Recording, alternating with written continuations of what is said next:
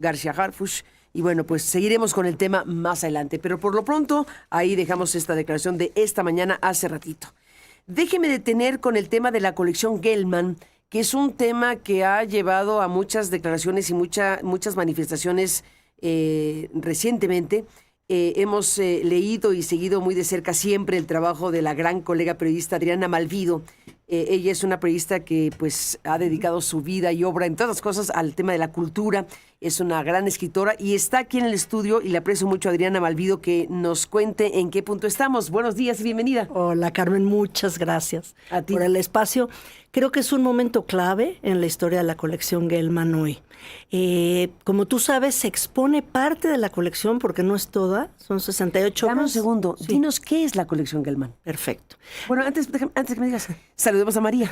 Claro. María Minera. María es historiadora y crítica de arte, es vocera del colectivo Defendamos la colección Gelman. Cuéntanos, María, buenos días, ¿cómo estás? Carmen, ¿qué tal? Mucho gusto. Buenos Gracias. días a las dos, gracias. Adriana, ¿qué es la colección Gelman? Bueno, la colección Gelman es un acervo importantísimo del México moderno, del arte del México moderno, que reúne a los principales artistas mexicanos, pintores del siglo XX. Es la colección, junto con la de Dolores Olmedo, más rica en obras de Frida Kahlo. La reunieron Natasha y Jacques Gelman. Jacques Gelman era un productor de cine, se asoció con Cantinflas, hicieron toda una riqueza que invirtieron en arte mexicano. Y entonces ellos hacen su colección, son cerca de 100 obras, y la exponen la última vez que se vio en la Ciudad de México, antes del Museo de Arte Moderno, en el Centro Cultural de Arte Contemporáneo. Después estuvo en el Muros de Cuernavaca, y es una colección cuya historia parece un thriller, Carmen, porque al morir Natasha Gelman deja un testamento y deja como albacea a Robert Littman, un curador de Estados Unidos. El curador de Estados Unidos es quien se hace por maniobras, digamos, con los notarios, con un notario, especialmente Armando Gálvez, se hace legatario y tiene como legado la colección Gelman. Pero en el testamento de Natasha Gelman dice muy claramente que la colección debe permanecerse unida, nunca dispersarse, conservar su nombre y que sea destinada a un museo donde toda la gente pueda verla. Estas condiciones no se han cumplido ninguna de ellas. Ahora se le llama Gelman Santander. Está dispersa. Tiene una larga historia de dispersión.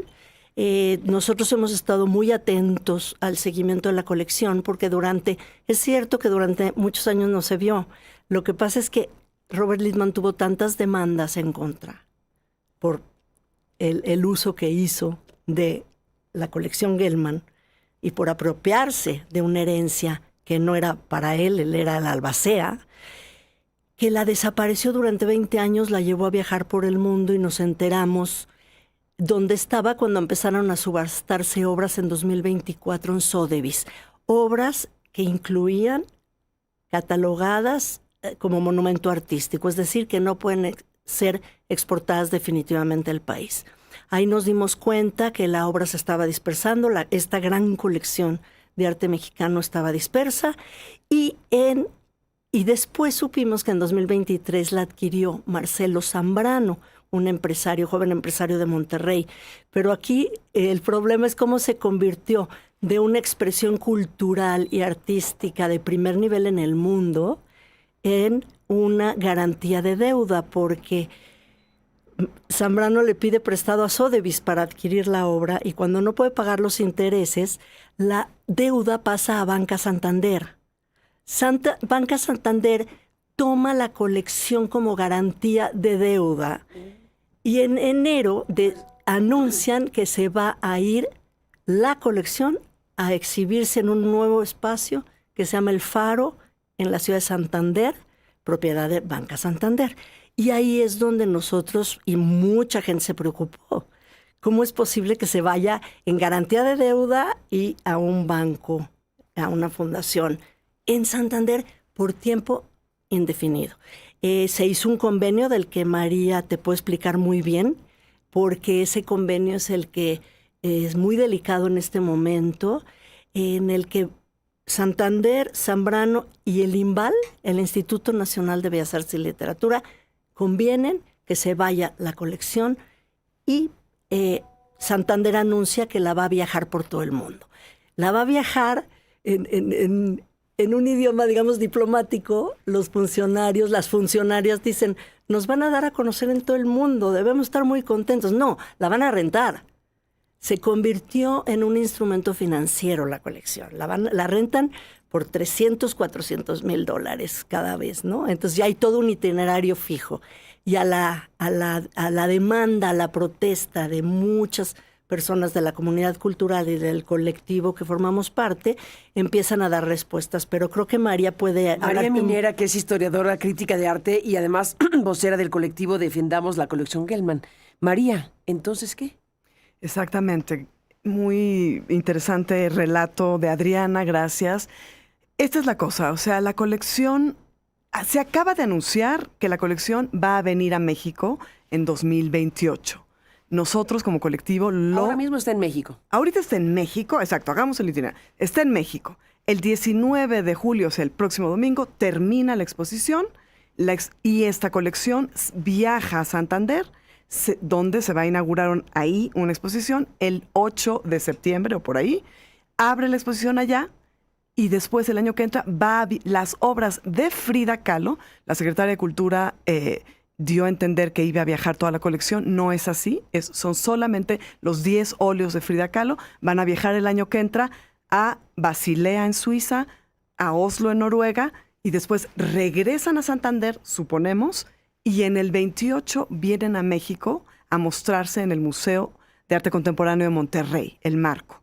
Tengo que decir que esto es así gracias a la presión ciudadana que hemos estado ejerciendo en los últimos 5 meses, porque el convenio lo que dice con absoluta claridad es: Santander tiene derecho a gestionar esta colección hasta 2030, con posibilidad de prórroga indefinida, y lo aclara el comunicado, dice, este convenio, dice, y el INVAL, de muy buena gana, digamos, les va a permitir quedarse la colección el tiempo que sea necesario.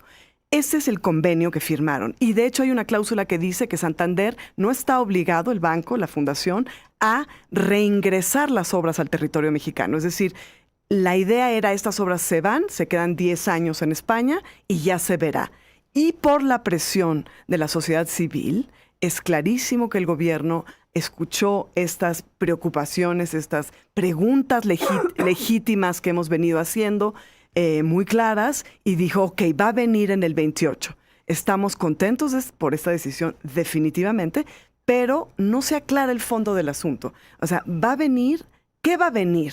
Porque la colección Gelman, como dice Adriana, es muy amplia. Se habla de que son 300 obras incluso, pero en el Museo de Arte Moderno ahorita solo hay 68 y solo 160 se van a España. Entonces hay una cantidad de números. Una de nuestras colegas, Jimena Pisdorf, ha estado investigando estas inconsistencias en los números de la colección y qué es lo que va y qué es lo que regresa. Viene a México toda la colección, solo las obras protegidas. Me permito hacer un paréntesis para decir que estas obras, en efecto, tienen las obras de Diego Rivera, David Alfaro Siqueiros, José Clemente Orozco, María Izquierdo y Frida Kahlo, que son 30, tienen una declaratoria de monumento artístico otorgada mediante decretos presidenciales. El de Frida lo hizo Miguel de la Madrid en el 84, y estas declaratorias, digamos, que no son caprichos de ningún presidente, son patrimonio de la nación. No exactamente. ¿O cómo es la figura? Exacto. O sea, lo que sucede con ellas es que un presidente, digamos, un gobierno, una administración,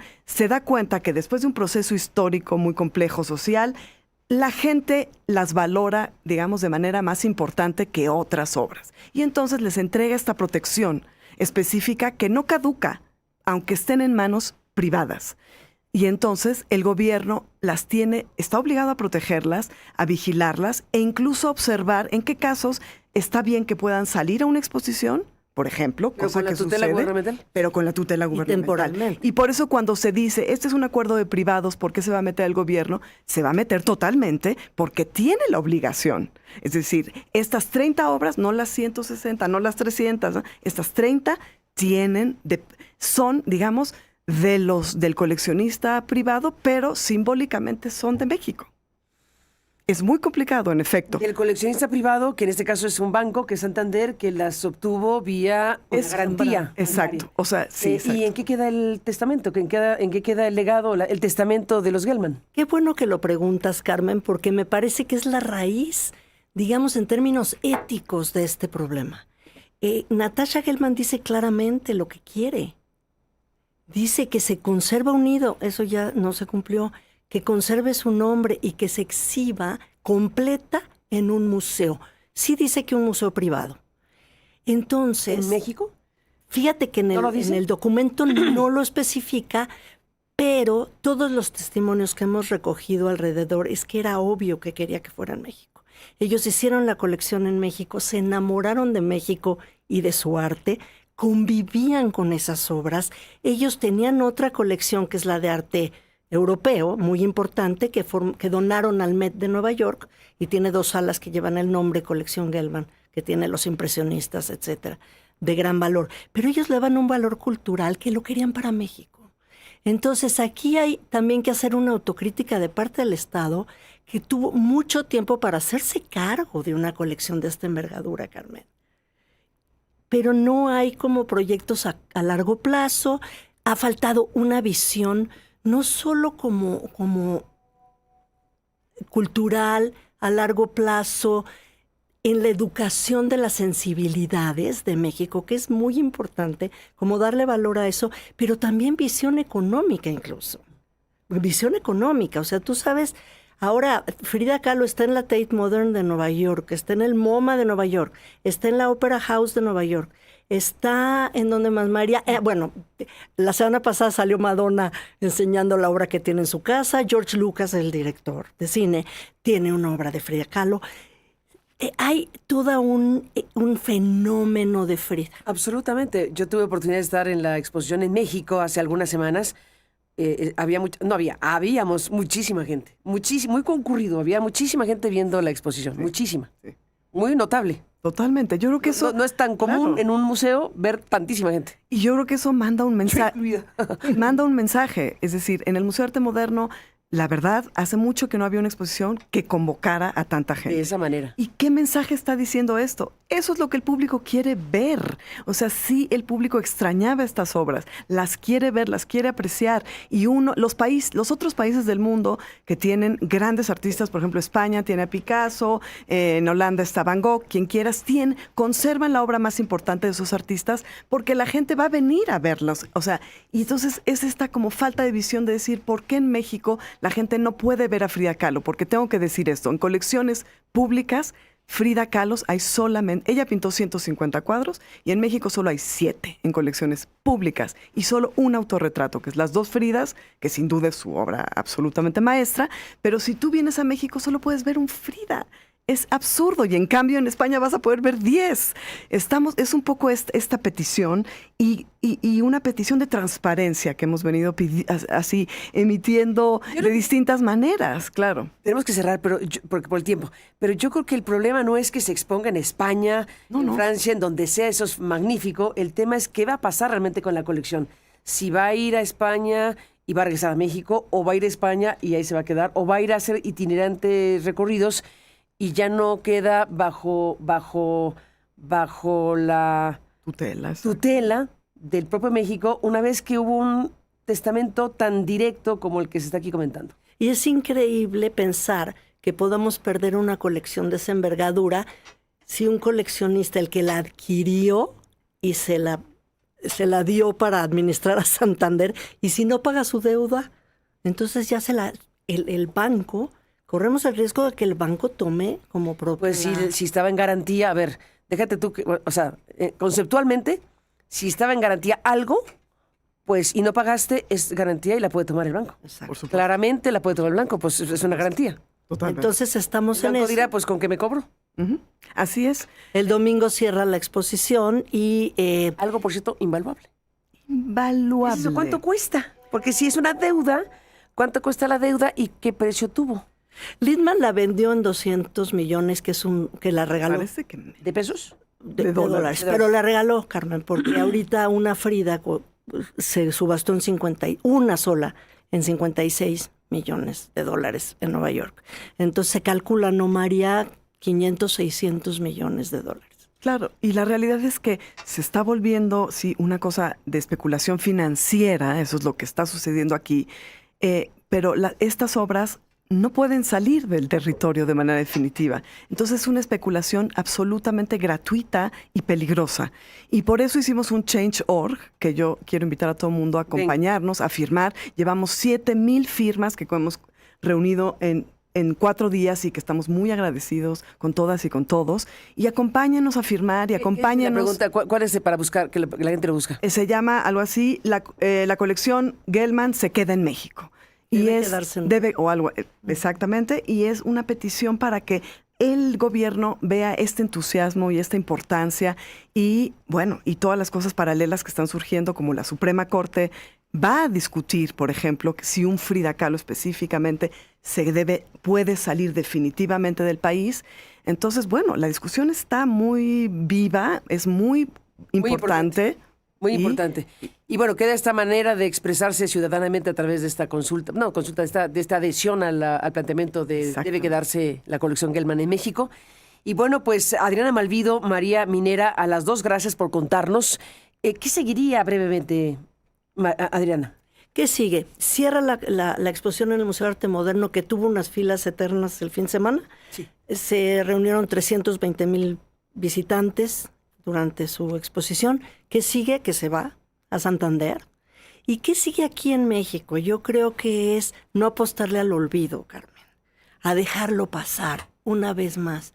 Lo perdimos. No, se puede lograr, y aquí la ciudadanía tiene una palabra muy importante. Se logró con el Museo Dolores Olmedo, que lo iban a mudar a Aztlán, la ciudadanía. Xochimilco logró que se mantuviera en Xochimilco. Y no quiere decir que no viajen las piezas, está muy bien que ver. Es nuestra mejor cara ante el mundo, Carmen, ¿no? Pero también hay que verla nosotros. También hay que ver esa cara nosotros. Totalmente, pues queda aquí expuesto el tema. Seguiremos hablando. María Minera, historiadora y crítica de arte, vocera de este colectivo Defendamos la Colección Gelman. Gracias, María, por estar aquí. Gracias. Adriana Malvido, gracias por estar aquí. Adriana, un abrazo a las dos y seguiremos con el tema. Por lo pronto, hacemos un alto. Tenemos aquí una pieza de Sebastián Barragán y volvemos con más esta mañana. Día